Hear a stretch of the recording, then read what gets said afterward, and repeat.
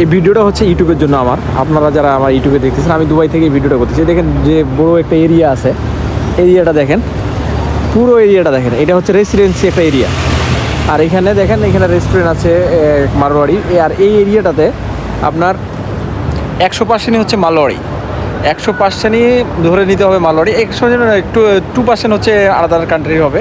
আর বাকিগুলো সবগুলো হচ্ছে 80%, 98% হচ্ছে মালওয়ারি।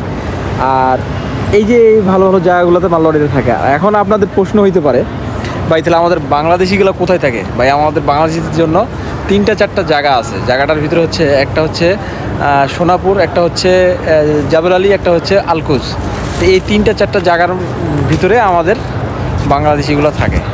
তো মানে এগুলো হচ্ছে লেবার এরিয়া, সেই জন্য আমি ভিডিওটা বানাইলাম হচ্ছে যে আমরা বাংলাদেশিগুলো হচ্ছে এডুকেটেড পারসন না। আর এখানে যতগুলো লোক আছে সবগুলো হচ্ছে এডুকেটেড পারসন এবং ভালো ভালো পজিশনে জব করে। মিনিমাম 3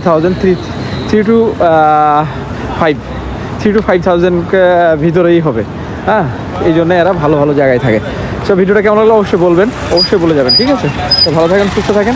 আমি দুবাইতে ডিউটি করতেছি, পাশাপাশি একটা ভিডিও বানাই।